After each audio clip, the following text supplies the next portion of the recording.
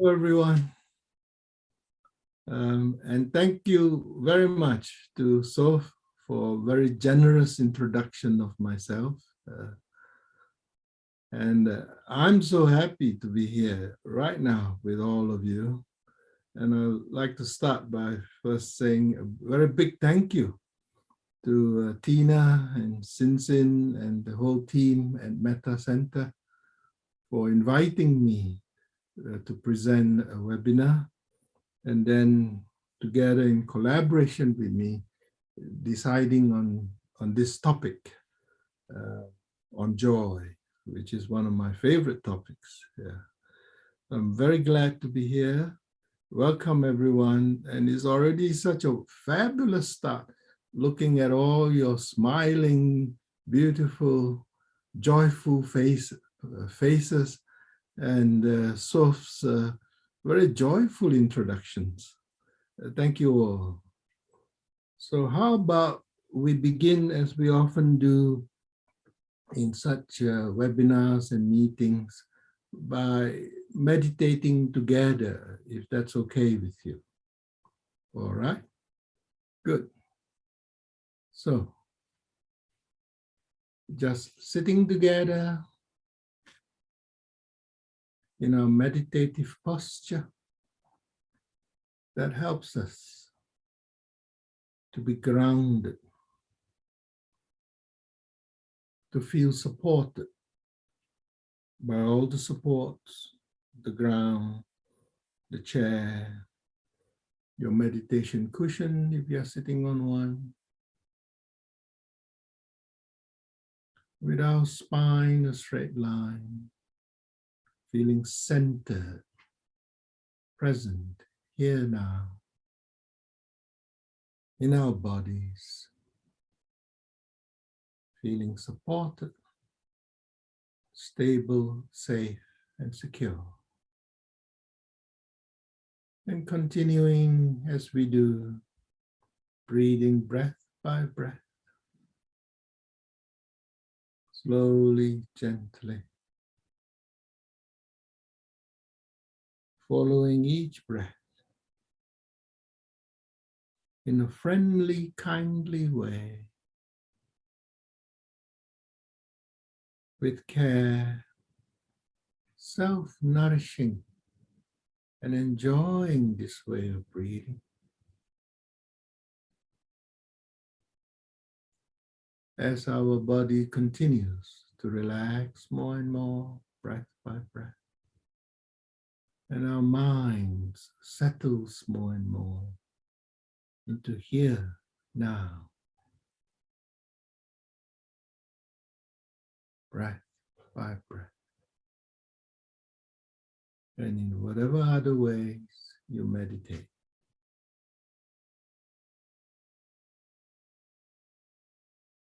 And in this contemplative space that we've engendered for ourselves, and also for everyone in this Zoom space with us, or if you're at the Metta Center, with individuals in the center with you as well. May we also now take a moment to feel good, to feel grateful for all the circumstances and conditions that has brought us together in this way right now. And to set our intentions for the next 90 minutes or so, looking forward to the webinar with joy, with gratitude, and with our wholesome intentions and our hopes and wishes and our aims for attending this seminar.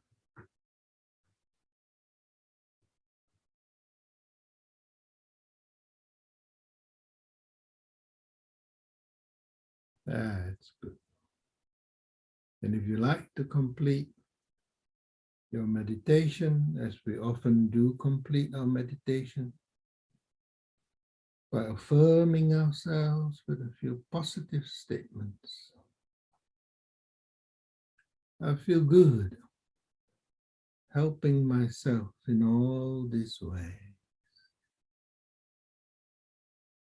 May I continue to, may I remember to, as I continue to smile and keep a smile by the side of my heart. When you are ready in your own time, in your own way, slowly open your eyes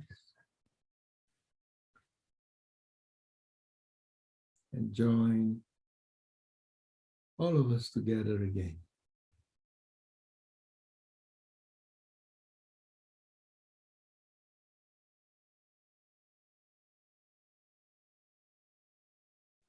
Thank you. Thank you for meditating together. And now, still smiling, I thought I'd begin this theory part or sharing part on the topic with mentioning that joy in the spiritual traditions, particularly Buddhism, first comes in through the cultivation of altruistic joy, sympathetic joy in the success and happiness of others. And as I help others, including my patients, my clients, including myself, I've actually found, to my pleasant surprise, that in fact, we have to begin in the cultivation of joy to first hook in joy by being able to join others and by being able to be happy for others when they are joyful. And then to come back to ourselves. And then later on, to even begin with ourselves in the cultivation of joy. So thanks to the spiritual tradition to even bring this topic through first altruistic joy. Which leads me to share with all of you, joy, of course, in the true sense of joy, is in the true sense of happiness. And obviously, I'm now referring to happiness that is not based on hedonic happiness, not happiness due to the sense pleasures, but a deeper, sustaining, underlying happiness, joy, otherwise known as eudaimonic happiness. Yeah, and research have shown, and is useful, this research, to help us cultivate joy some more, that in fact, joy or happiness is multifactorial. It comes from, and it exists through our thinking, our feeling, and our behaving. And it becomes, and for many of us, it's already a way of being, and we want to be more this way of being, which is related to contentment and being at peace with ourselves and being with others and being with the whole world and with all sentient beings more and more. Yeah. So it has to do with how we connect this happiness, this joy, how we connect with the various elements of life, including how we connect with our body, how we connect with things, how we connect with others, how we connect with our environment. And with further research, thanks to Professor Martin Seligman, who did this research and who published it in the book Authentic Happiness by Martin Seligman. He could actually break it down through research scientifically into this formula. Happiness or joy actually equals the set range, which is what we're born with, which is genetic, which is inherited, and that is 50%. It also includes the circumstances in our life right now. But interestingly, that's only 10%. Whether we are single or married, whether we are a plumber or a therapist, whether we live in Sydney or Nepal or Timbuktu, the circumstances of our life is only 10%. But the most important bit, which we are emphasizing this evening as well, is thank goodness.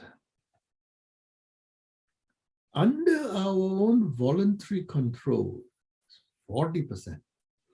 So we want to maximize our capacity to voluntarily keep increasing in that 40%, yeah, of our happiness index, cultivating joy. Next slide. And it includes, how many of us are already smiling and feeling some more joy just looking at the little cartoon? Could you just show me with your hands raised? And could I simultaneously see the audience whilst I also look at the slides? Is that possible? Tina or Fo? It is possible. So, Eng-Kong, you just have to change your settings. There at the top, you can choose the button with more dots. Yes. And should I go to standard or side-by-side gallery? Gallery will allow you to see more people. I got it now. Thank you. It's not everyone, but you can make your vision bigger if you like to see more people. Yeah, so I can keep clicking down the list. Yes. Thank you so much. Thank you so much. Very good. So that I get the interactive bit as well, yeah? Of course, yes. So we can all cultivate some more and purposely, wherever we are, whenever we are, in any situation with anyone, we can sense what's good, what's beautiful, what's warm right now with us. I can see your warm smiles. I can still feel the warmth of Soph's introduction. So can you sense something beautiful, something warm, something lovely right now that you're experiencing? Through your eyes, through your body, through your heart. Yeah. Sense them. We can also synthesize. Every time we even offer a random act of kindness to a stranger, every time we purposely act kindly to another, every time we say thank you, and say thank you again, sincerely, and we expand on our expression of gratitude, we are actually synthesizing positive experience for us and for the other and for everyone around us, because kindness and gratitude is also infectious. Yeah. And very importantly, through research, Martin Seligman, and this slide I have adapted, synthesized from Barbara Fredrickson. Barbara Fredrickson, the book, paperback, just entitled Positivity. So increased positivity also includes to remember When you are in a positive experience, including right now, if you like, soak in this moment. Register deeply in your emotional memory.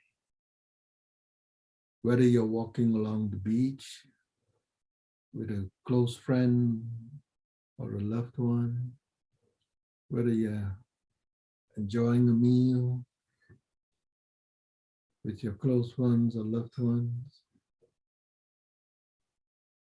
any positive experience, remember, take your time, soak in it, and register it. Why do we want to do that? Because research has shown so that anytime in the future, we want to recall it, like moments we look at our pretty pictures, a collection of pictures on our iPhone. We can immediately, when we recall, we can immediately recapture and enjoy once again the positive experience. Does that make sense? Oh, good, good, okay. So, the next slide.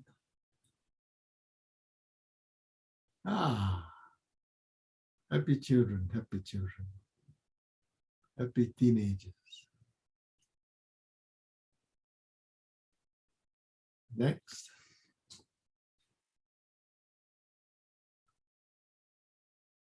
So some more ways of cultivating joy, thanks to Rick Hanson, the author of Buddha's Brain, which shot him to fame and which launched his, or continued his career to spread the good news.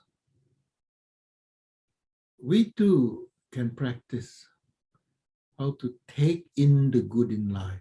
And in fact, Rick Hanson found that most of us, if not all of us, have to actually learn how to take in the good, because we belong to the animal kingdom, and as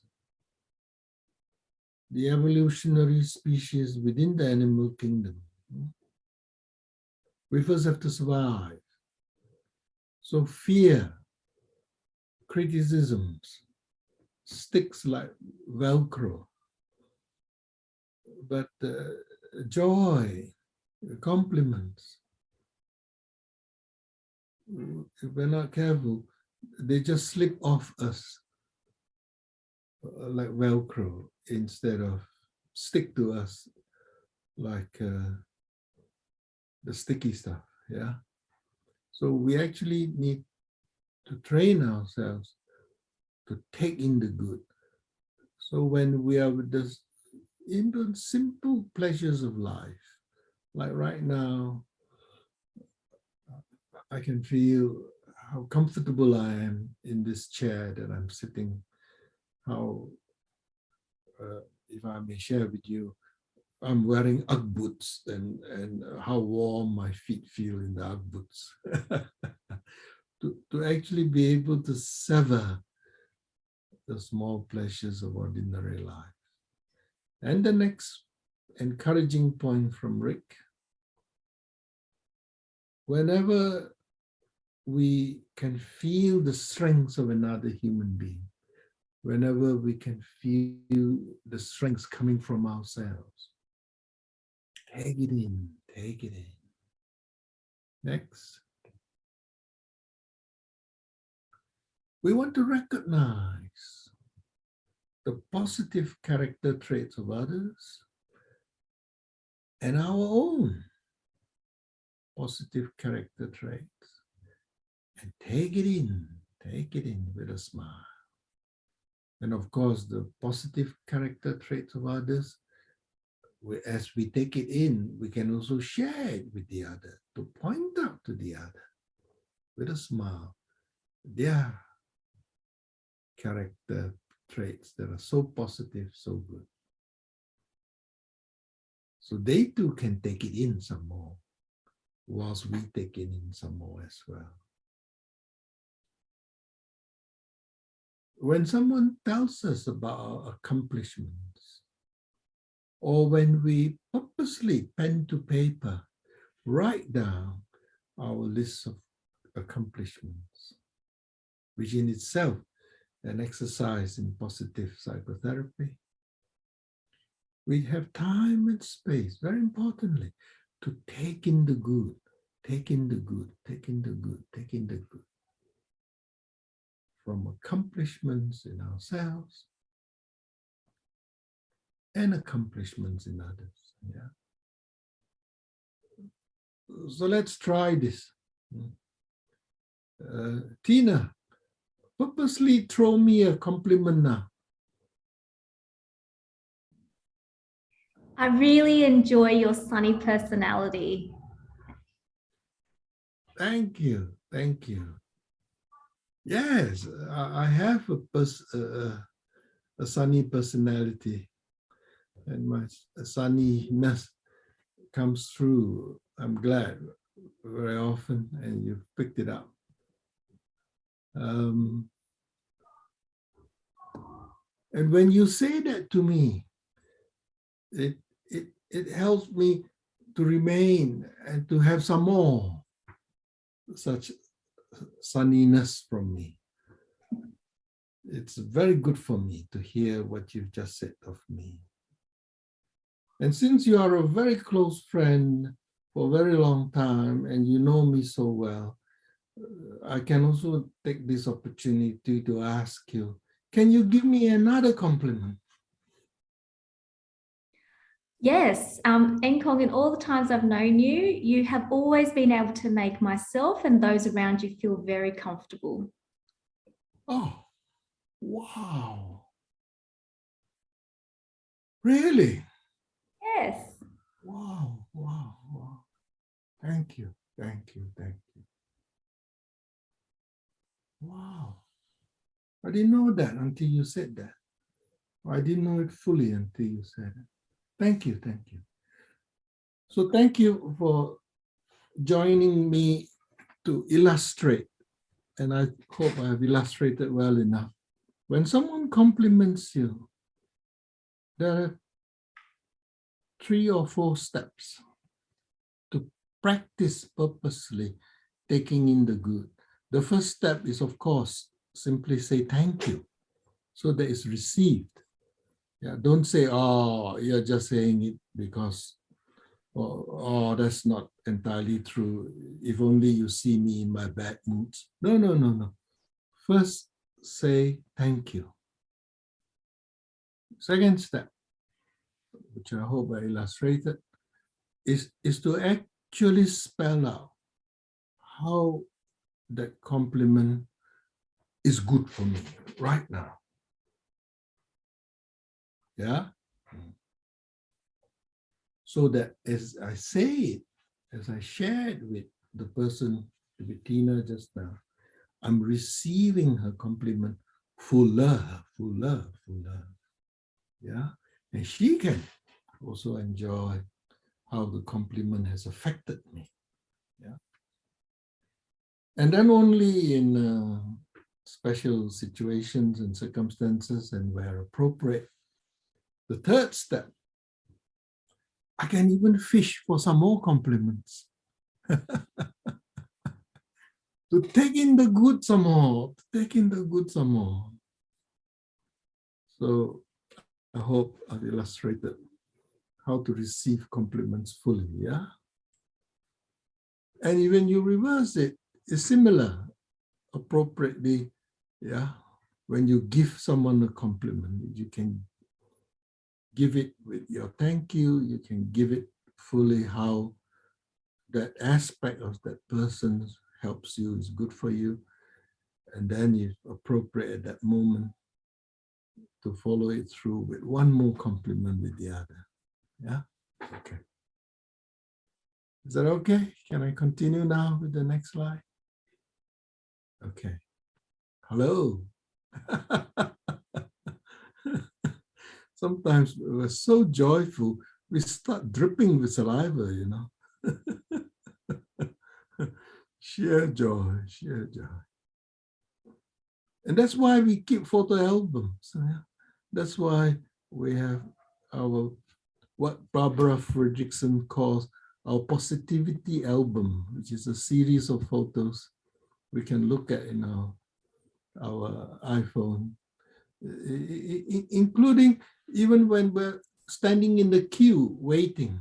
Instead of complaining and getting impatient, we can use the time skillfully to look at our positivity album, which has pictures like this, which is time well spent cultivating our joy. Yeah.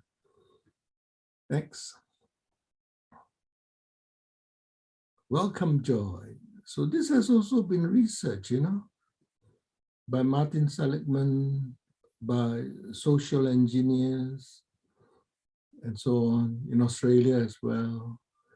What do happy people do? You know? What are their activities? So they purposely select people whose happiness index is above average. And then they research and ask, what are they doing? You know? And these are the results to encourage us some more to be with these activities. Yeah. Yay. The seed of happiness, relationships. Purposely devote time to be with family and friends. Yeah. And at my age, more and more so, to even devote some more time to old friends. Yeah. And certainly, as I look forward to my retirement, catch up with my family members some more. Yeah. To enjoy expressing gratitude. Actually enjoy it some more. And always to practice optimism, yeah? Which will also come out later through our spiritual leaders, the Dalai Lama and Desmond Tutu later. I'll refer to them. Even as they can and we can, every time we're imagining the future, however we are now, whether happy or whether we're going through a difficult time, when we imagine the future, always practice optimism. Yeah. Next.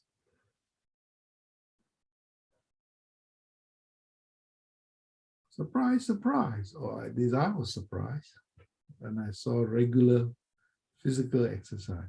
And then I wasn't surprised because I know from my medical background, endorphins are released in physical exercise, and oxytocin also begins to flow. Yeah, and endorphins and oxytocin in particular, has been labeled as the love hormone, the joyful hormone. Yeah, and it comes with regular exercise. But the point here is I want to remind myself and remind everybody, yeah, regular exercise. And for most of us, regular means at least twice a week. And regular means during the physical exercise, whatever we choose, at least 30 to 45 minutes each time, yeah? Throughout our life, at whatever age, yeah. Welcome joy, welcome oxytocin, welcome endorphins, yeah. Next. Do I need to say, all of us fellow practitioners of mindfulness, to live, including right now, live in this moment. Yeah, mindful, as we do.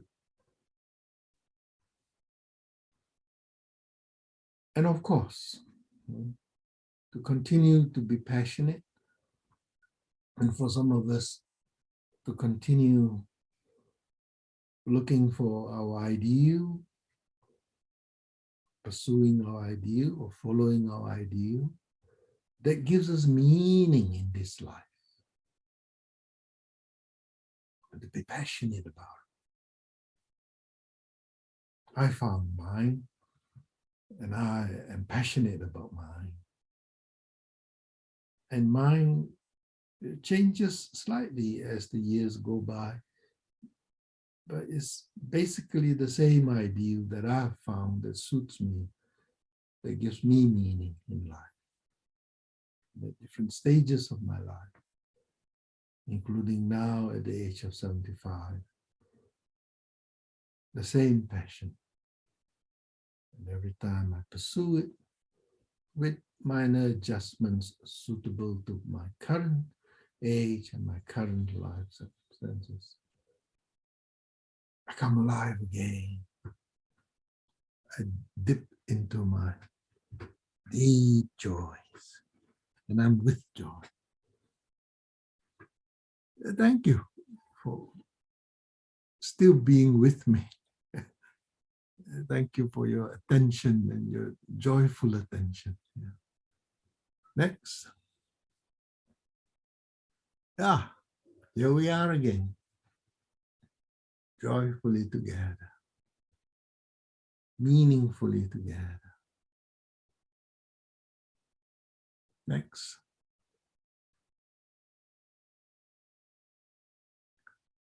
So it's therefore not surprising when Martin Seligman and others wanted to research some more how to increase our joyful index. Yeah, he and a group of researchers got together to say, of course, we look at and research the virtues, the strengths and virtues of human beings. And what better place to get the strengths and virtues than from the spiritual traditions? So they looked into Christianity, Buddhism, Jewish faith, and so on. What list they have on strengths, which then from the 24 strengths, it becomes, for research purposes, the 6 virtues.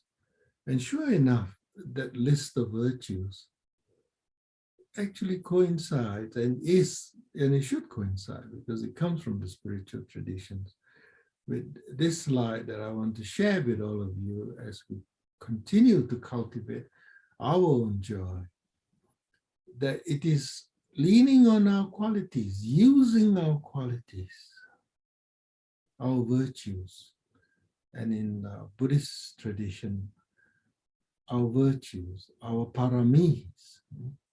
And every time we meditate and we increase our virtues, every time we practice, we promote generosity from ourselves and from others. Every time we exercise our moralities, every time we let go, let go, let go, clinging to this or that, including clinging to sensual pleasures. Let go, let go. Or even clinging to depression, clinging to despair, to be able to let that go too, you know, and to turn to letting go and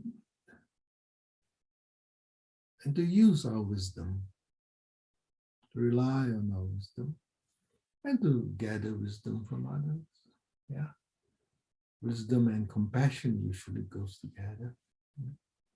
But I put in wisdom here so that those of us who would like to promote our own happiness some more from wisdom, if you like, first happily surprise yourself by looking up the SD wisdom scale, which is the San Diego SD wisdom scale. And you can click that in your Google, and there will be a questionnaire, and you can scale yourself on your wisdom scale to find out, to your pleasant surprise, of the 6 areas, which ones you excel in, and to continue to excel in them. That will be the usefulness. And then if you get a lot out of it, then you can also buy the book by simply called Wiser. Can you see? Is it clear on the screen here? Wiser, by Dilip Jest. And the book also helps us promote some more and learn some more from wisdom in ourselves and from others. Our energy, our capacity for patience. Patience, Eng-Kong. There's no need to rush over these slides. Patience. Whilst I have the energy to want to complete. How are we going for time? So, for this part of the presentation, we still have how many more minutes? Yeah, we still have plenty of time. It's only about 20 to 7. Oh, sorry, 20 to 8, and we finish at 8:30. Oh, good. You just help me to continue to promote my patience. You're doing really well, and the slides are very helpful. Thank you. Very good, very good. Our truthfulness, our capacity to persevere, to be determined, to live a full life, a happy life, And of course, our natural loving kindness, Not only loving kindness for others, loving kindness for ourselves, as we often need to be reminded. And to keep increasing it. Every time we meditate on loving kindness, every time we actually practice in that moment loving kindness to that situation, to that person, to ourselves included. And of course, the foundational one, the one that, we always need more and more as well, as we practice whether the mountain meditation or the lake meditation, to increase our storehouse of equanimity, so that through the challenges, through the challenging moments as we live our life, we can call upon our equanimity, our storehouse of equanimity, even with just one single breath. We are more equanimous, and we then respond to that moment of challenge instead of reacting to that moment. Equanimity.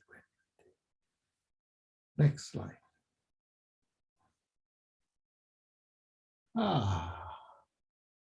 Voila.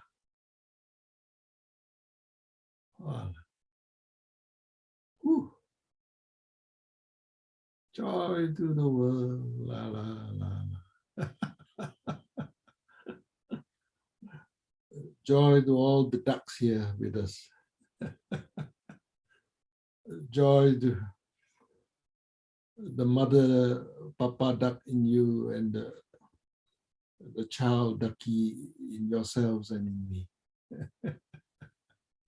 As we journey through life. Next. So, shall we again close our eyes and join me if you wish to meditate. And those of you who don't want to meditate right now with me and with everyone, I will quote Bhante Sujato right now. Practice doing nothing,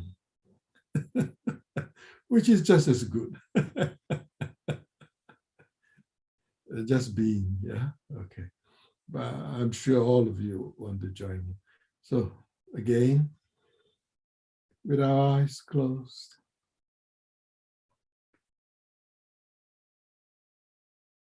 and in our continuing meditative posture, that helps us to be fully here now. Just come home to our body, feeling supported, stable, sitting safe, secure, and centered with our straight spine, just being with ourselves, resting, and continuing breath by breath in our usual nourishing, very pleasant, very enjoyable way of breathing.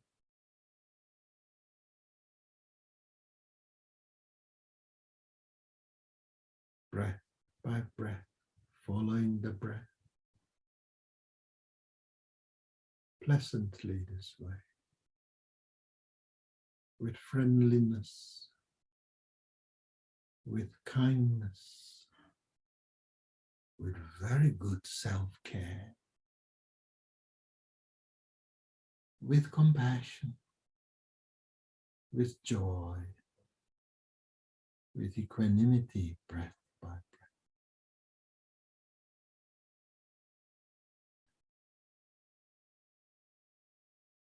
Again engendering this contemplative space, deeper and deeper, easier and easier, smoother and smoother, whereby we can now, as we wish, repeat some sentences with Eng-Kong, with Dr. Tan, whatever you call me, or with your friend here, Eng-Kong.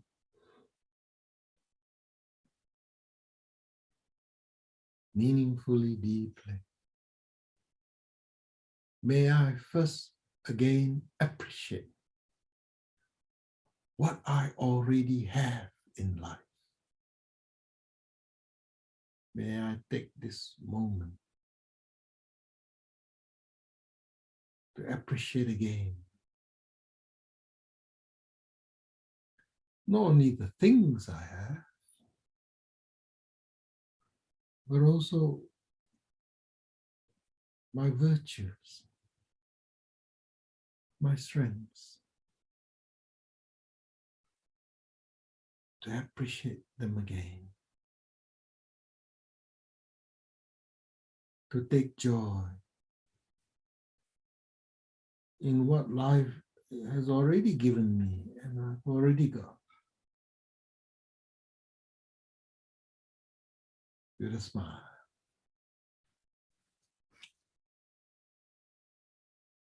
May I be grateful for all that is good in me. And there is plenty of good in me.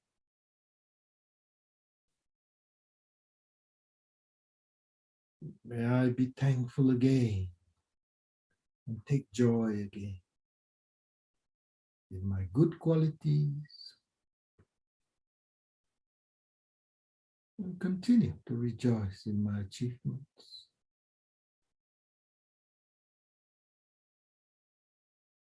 May I be uplifted regularly by my strengths,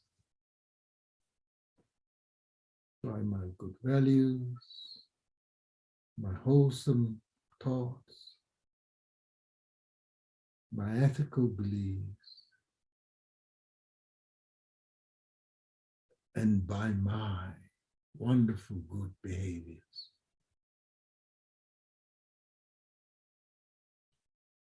May I continue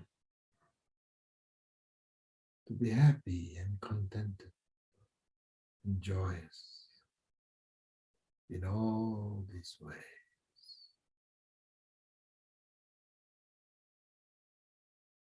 May I, may I, may I.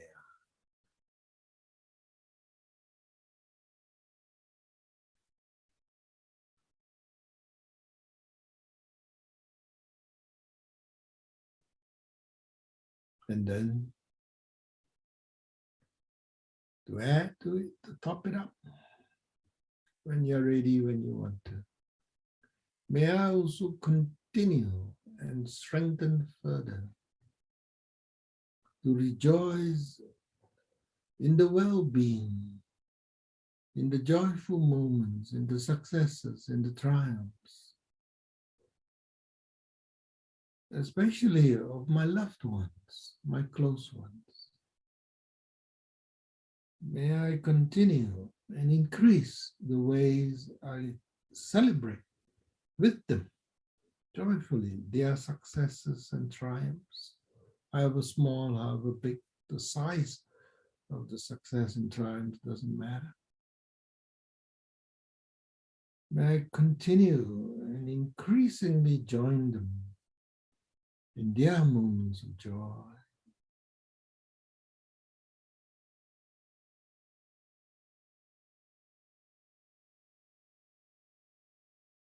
And may I always continue to partake in their happiness and in the happiness of so many others, appropriate to time, place, and persons.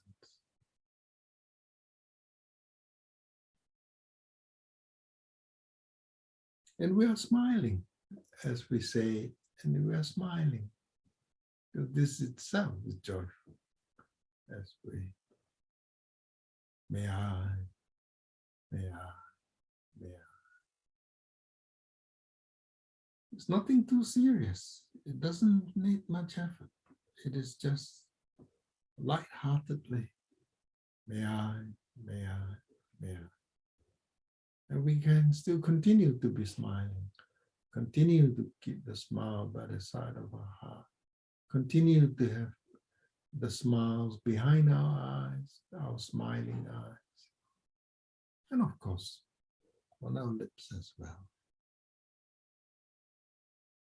May I, may I, may I.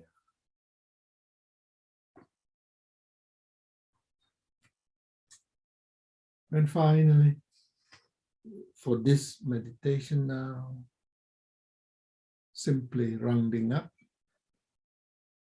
affirming ourselves, positive affirmations. Simply, may I continue. May I remember to continue regularly to be happy for myself and to be happy for others.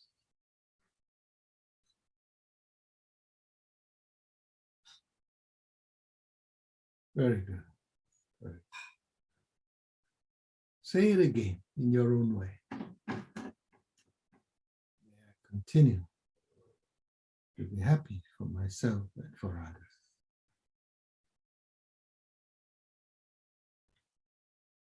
That's good. And then slowly, when you're ready, when you want to open your eyes, and then we're back together with all of us.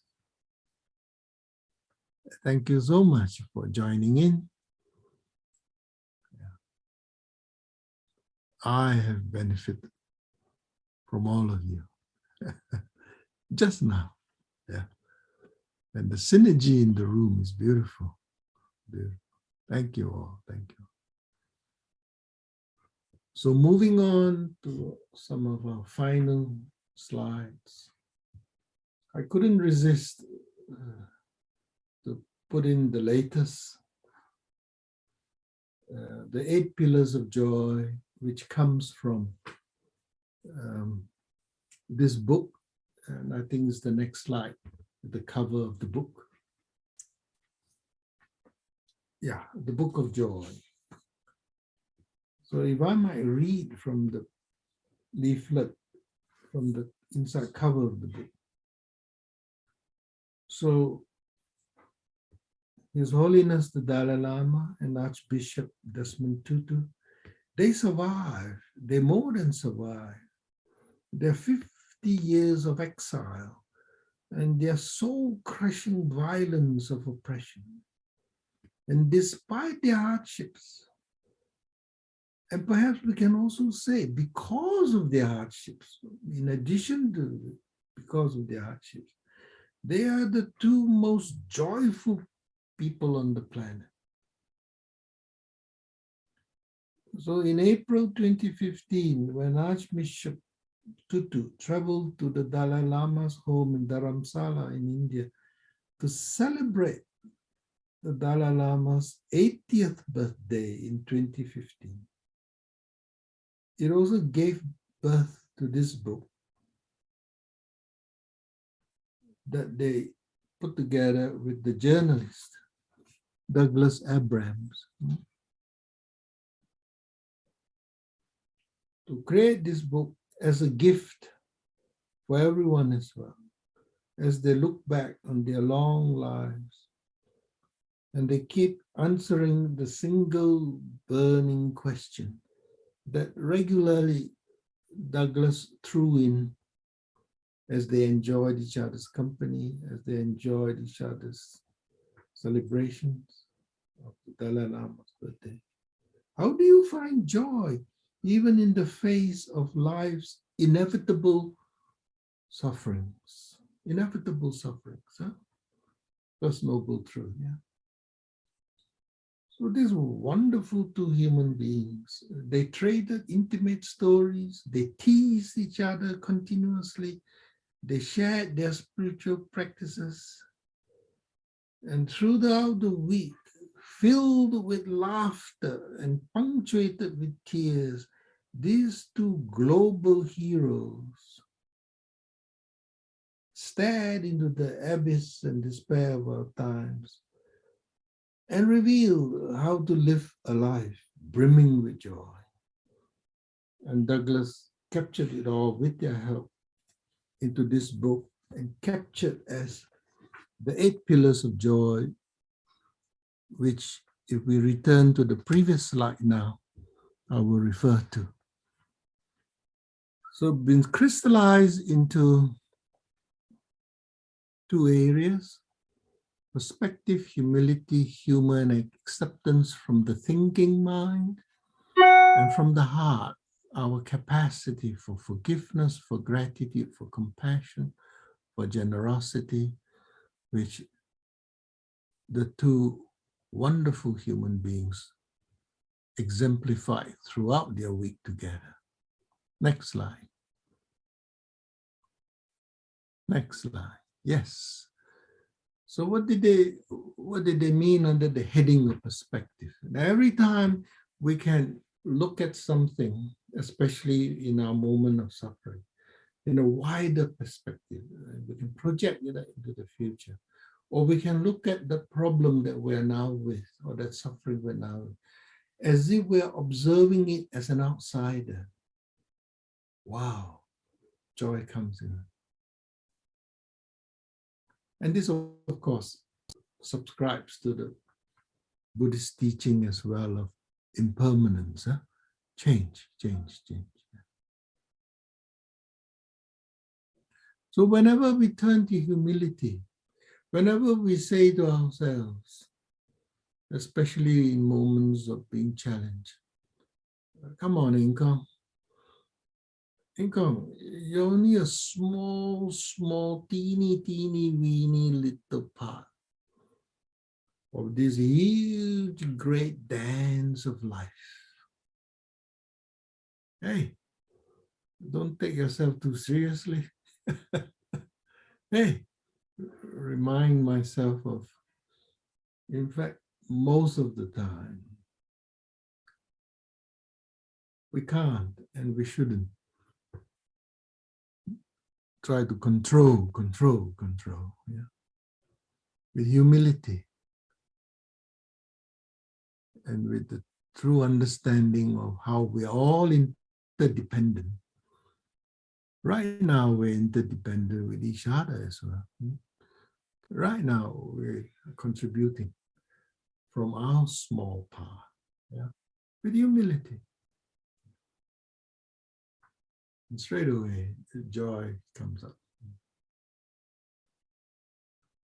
So even in our darkest moment, you know, and Desmond Tutu gave an example of, he was in a really serious, difficult time, leading a group of people in the midst of the racial violence on the street. But he could, at that moment, even appropriately to that particular group, crack a joke, you know, whilst they were waiting for the peaceful demonstration to continue in the face of violence and injustice. He could actually crack a joke. He actually said, you know, I'm reminded of the story. God, once upon a time, of course, made all of us out of clay.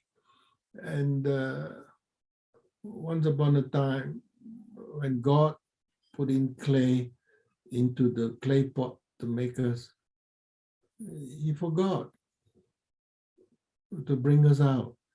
So he brought us out all black as we are, black and overcooked.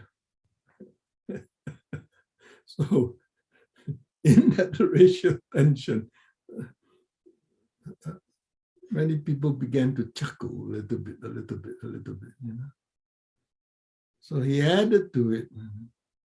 And of course, at another time, the good Lord God, in making some more human beings, making some more, he kept the clay in the oven for too short a time. And that's how all the whites were created. And there was much more laughter. So when we can see the comedy and we can accept life as it is, laughing is our saving grace. Let's exercise as much as we can, laughing as a saving grace. And of course, acceptance, yeah. Acceptance of our human limitations and so on. And of course, the ones from the heart, which is in the next slide. Yeah, forgiveness. If need be, meditate on forgiving others.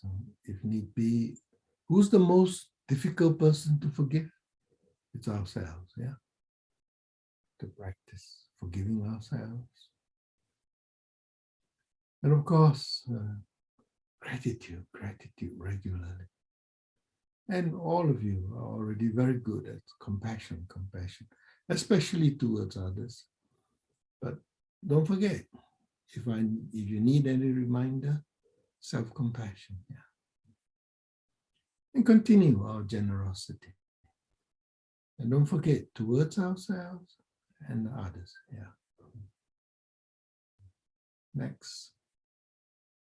So, if I may conclude joyfully that way, as we're all flying high now, I hope. And I hand you over to our MC, Soph. Thank you for following me so well. Thank you, Dr. Tan. I feel so peaceful and with bits of joy inside of my body from that talk. So I would love to invite Tina. Would you like to jump in? We've still got 24 minutes or so left. Perhaps time for questions or some discussions before we close off the session. What do you both think?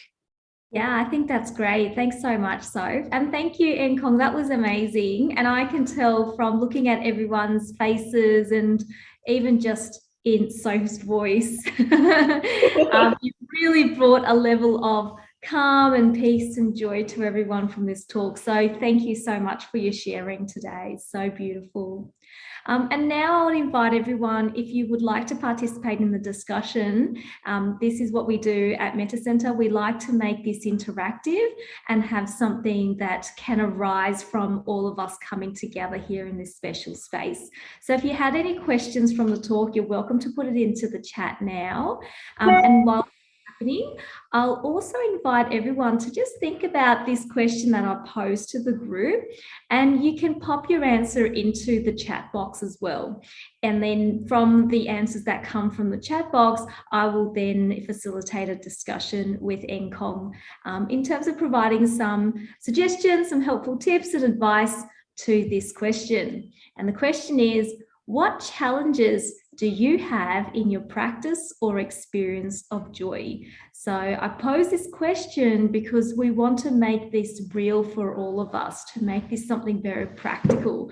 So if there are any challenges or difficulties that you may experience, or someone you know that experiences this, I invite you to put that into the chat.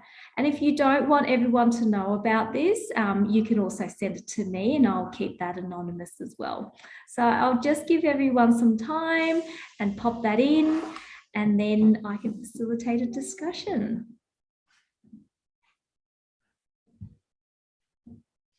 And I can see some people are typing away, which is great.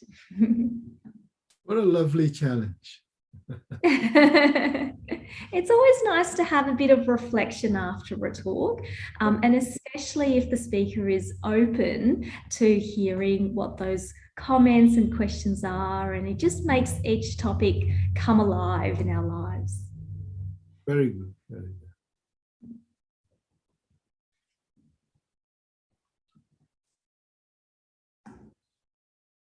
Okay, so we can start those discussions when you're ready, Eng-Kong. I'm ready. Fantastic. Okay.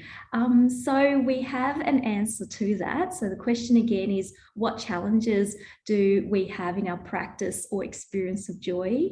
And the answer is feelings of guilt, feeling of undeserving. So any advice for this person about that? Can you say that again? Guilt and? Yes. So guilt and feeling of undeserving, like a feeling of as if they don't deserve to experience or feel joy. Thank you for your honesty, and thank you for your capacity to join us with this very truthful difficulty or challenge. Yeah. And very often this is the way it is. Yeah. So again, we are perhaps back to if I take the first one first, guilt. And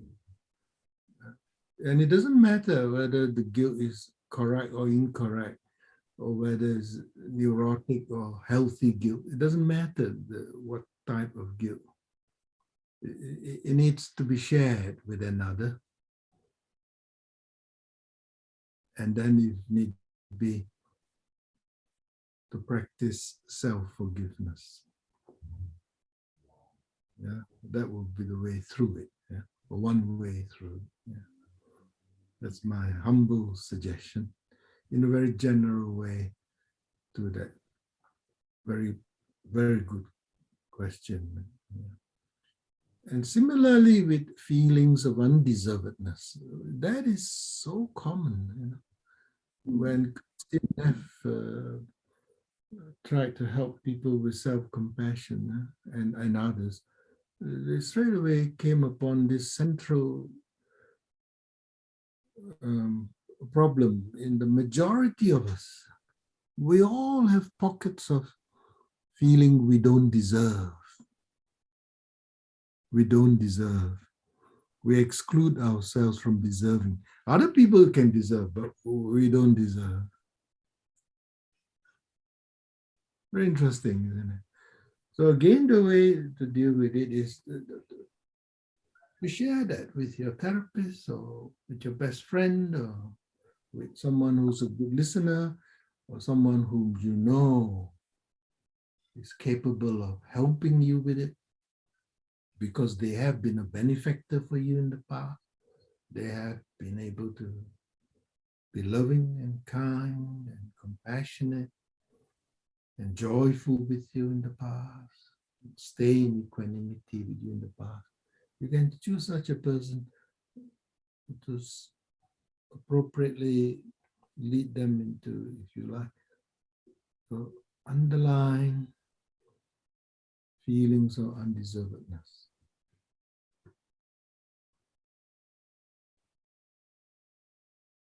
And receive from them how they help you at that moment as best as they can. Yeah? Thank you, Eng-Kong. That's such a thoughtful answer. Yeah. Do you think that related to that could be a sense of difficulties for self-love as well? Definitely, it's related. With regards you mentioning that, for some of us, we click onto the YouTube by Brené Brown, B-R-E-N-E, Brené Brown, as in Brown. She's got YouTubes addressing this issue of undeservedness. And I think the YouTube is entitled something about enough. To be able to arrive at the point to say, I am enough. Sticking with, I'm not enough, therefore I don't deserve. Thank you for chipping in, and that helped me to offer that YouTube as well. Yeah, thanks, Eng-Kong. She was the author of The Power of Vulnerability, I think. Yes. Yeah, great thing too. So thanks for sharing. And also for those online as well, if any of the answers arise for you, any further comments or questions, please feel free to add that to the chat as well, and I can facilitate that discussion. But thank you so much for the person who offered that. The next for you, Eng-Kong, is this message.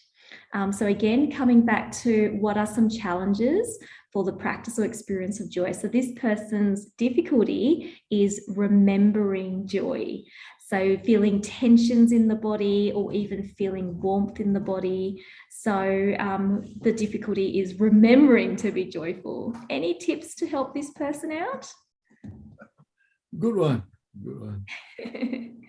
We actually need a repertoire of our own ways to remind ourselves, especially when we need it most, isn't it? Yeah. So it goes back to, even as we say, may I remember to, in that meditation we just did, may I continue to, may I remember to, may I, at moments of being challenged, I remember to first, yeah, and with that, it can also bring back some memories of joy. Provided you increase that possibility by practicing meditating purposely on the cultivation of joy, which is one of the 4 immeasurables, one of the 4 living abodes that some of us are already practicing, and some of us want to begin to practice it, or some of us want to practice it some more or more frequently. Normal average for regular meditators, all these 4 immeasurables, to keep reminding us, Yeah. Normal average, by the time we're a regular meditator for some years, it's about once a month, purposely one of the 4. So 1 week, each week, one of the 4, for at least 10, 15, 30 minutes. There's maintenance. Yeah. Because we all need reminding. Yeah. It's funny, isn't it? We found out by research as well, and by life experiences. We actually have to learn. We actually have to remind ourselves to learn and learn again. As if we should have taken it for granted that we know how to be happy. No. We have to learn it again and again and again. Is that okay as a response? Absolutely, absolutely. And I like what you said about the daily maintenance, because the daily maintenance, it's almost like we're starting a new habit of joy, isn't it? And in your talk, you talked about Rick Hanson's neuroscience in terms of how our brain also changes as well. So perhaps by that daily maintenance, as you suggested, then hopefully joy is not just something to be remembered, but hopefully a new habit as well. Yes, increasingly habit. And continuing to top it up. Yeah, absolutely. Yeah. Wonderful, thank you. Eng-Kong, we've got someone else who has said and offered this comment for us to consider. So this person's difficulty is to do with daily challenges and events of life that cause feelings of stress and anxiety, i.e. the problems of life. So when problems of life arises, how do we practice joy? Oh, just what we've been doing. That's in fact the moment we need to practice again joy, isn't it? So at that moment, for most of us, it would be stop, taking a deep breath, drop into mindfulness. And instead of reacting, we look into many ways, including joy, to re-establish our equilibrium and then go forward. Sometimes it's through joy, sometimes it's through gratitude, sometimes it's through whatever means. Yeah. Understanding yet again the first noble truth, this is suffering. I acknowledge I am suffering now, I'm in pain. And then if I follow the Christine Neff way of self-compassion, or everybody's way of self-compassion, and may I remind myself, this is part of the human condition. Right now, there are many, many Eng-Kongs feeling exactly this way.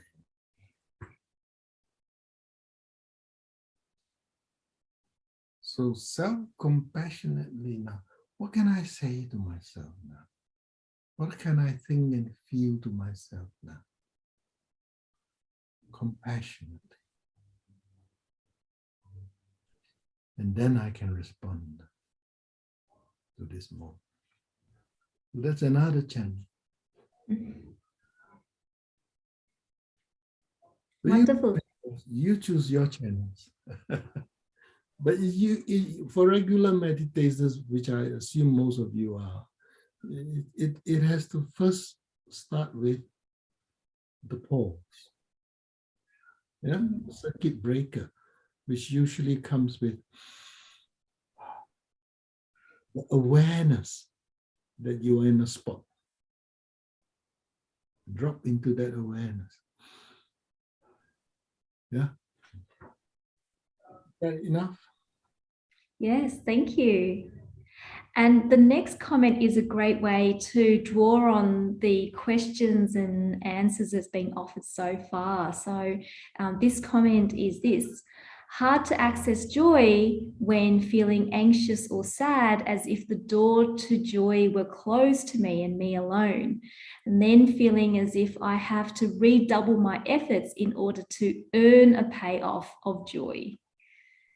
Any advice to this person? Well, thank you for being so honest and so vulnerable and so open in that very, very good question, which I think, by the time you have a question to ask, believe me, at least half the group has the same question, but you happen to be the first to put it on the table. So obviously, that's a moment not necessarily to call upon joy. Obviously, that's a moment, if I may humbly suggest, you first have to do those steps in self-compassion first. Yeah? Which I just reiterated from, it's not a moment to just straight go into joy. You are in pain, you are suffering, you are feeling miserable, you are whatever. So, much as you can, first acknowledge, first be aware that this is a moment of suffering. Yeah? Notice the wording. This is a moment of suffering. This is a moment of pain. Not, I am suffering. I am in pain. Or we may start with that. I am suffering or I am in pain, which is also good. But if we can, move it to, this is a moment of suffering. Because even that movement from the I to the this, we're beginning to help ourselves. And then the second step, if it suits you, remind yourself, right now, at this moment, there are hundreds of similar cells. The moment that question was asked, at least half of you were already in that state. And beyond this group, in our neighborhood, wherever your neighborhood is, there's another few hundred, there's another few thousand. And beyond Sydney, there's another few million all over the world having similar, very similar suffering, pain. Yeah? But for us to be able to remember, to remind ourselves of common humanity. And then the self-compassionate things we can say to ourselves, which we've practiced before, and which some of our favorite phrases are already there waiting for us to say it again. Because we've been through suffering before, because we've had to at times help ourselves at that very moment, because there's no one else around us at that moment. We have to use ourselves. Yeah. So we turn to what we've practiced before, yeah, as much as we can. Or if this is the first time for you, turn to this moment that we have shared. 2-3 times we've shared this. Yeah. And you want some more, the YouTube, and practice. Is that okay?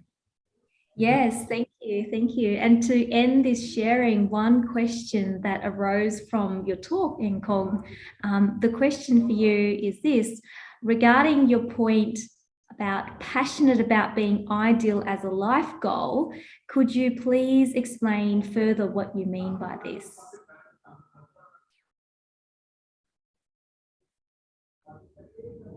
Research have shown that sooner or later, usually later, we come to realize that a big part of happiness is not only in our relationships with others, our close ones. That's where the seed of happiness is. What then we also realize is our happy activities that give us meaning in life, that continues to give us joy. So then that can lead many of us, yeah. Sometimes the first time, sometimes to continue on the same journey.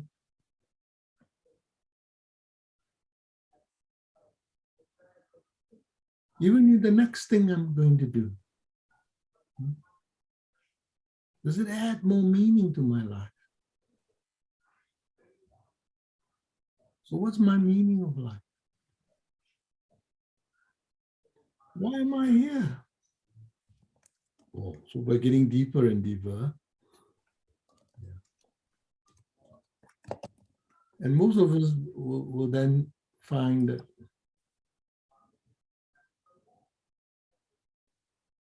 it comes down to service. And I hope I serve all of you well this evening. And you are serving me so well with your questions and your synergy and your joining in. Because a lot of happiness, even unconsciously, we actually gather because we are serving others and we are serving ourselves even as we serve others. And we get more and more passionate to continue to live that way.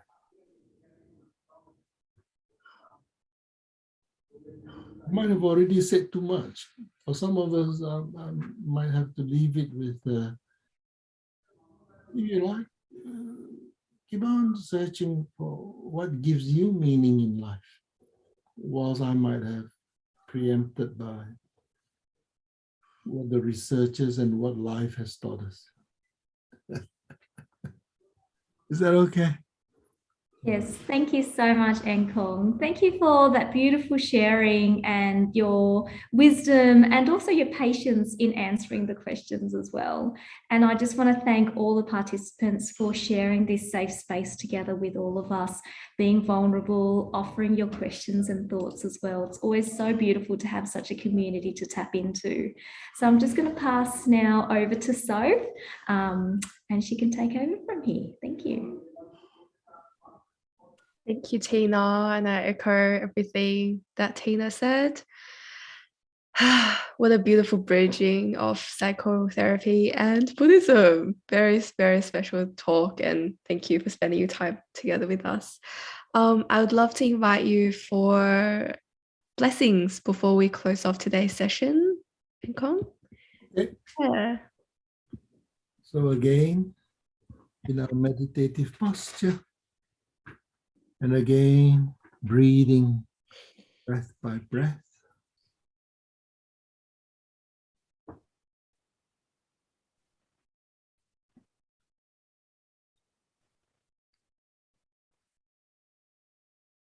As a closing blessing for ourselves and for everyone here as well, and for all sentient beings, including ourselves. May I keep on finding and increasing the serenity, the peace, the contentment to accept the things that cannot be changed in life, the courage to change the things which should be changed, which can be changed, especially in myself and also others, especially myself, to find the serenity to things, to accept the things that cannot be changed, and the courage to change the things that can be changed, that should be changed. And the increasing wisdom to distinguish the one from another, as we've been distinguishing in our discussions just now.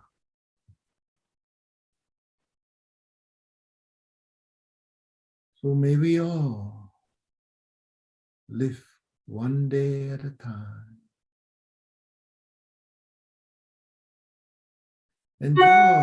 Enjoy one moment at a time. Accepting hardship in life, suffering in life, as a pathway to peace and joy. Taking this imperfect world as it is, taking my imperfection and your imperfections as it is,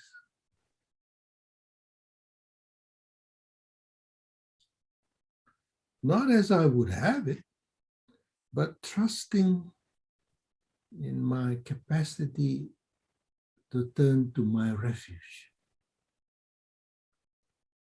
including my spiritual refuge, like I have done so the last 90 minutes. May I continue. May we all continue to be joyful and happy in this life, increasingly so.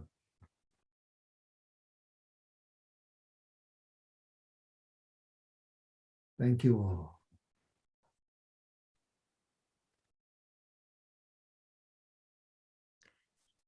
Thank you, Eng-Kong.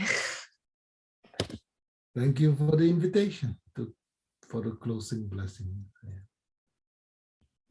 as well. Yeah. Our pleasure, and thank you for the prayers too.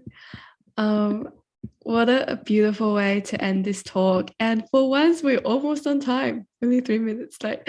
But I'd love to just make some quick announcements from Metta Center as well before we close off. We've got another session next Wednesday called Contemplative Awakening with Ajahn Sadaro. And next Sunday, we also have a Mindful Music, the Language of Love session with Elise Carr and Matt Volker between 10:30 to 12 o'clock p.m. And we'll be exploring how to use movement and dance to connect with people, to connect people with their bodies and mind and heart. And yeah, so we've got to look after our minds, our spirits, and our hearts at all times. So looking forward to have you join us for all of the sessions next week. And I think I'm in such a peaceful state. I don't really know what I'm saying right now. So I hope we all got a lot out of this session. I know I did. A lot to sit with, a lot of joy to cultivate, and a lot of contemplation on what the deeper meaning of our lives may be. And with that, thank you again, Eng-Kong. Thank you, Tina, for facilitating. And thank you, everyone, for joining and sharing your questions and presence with us. Good night and have a lovely week.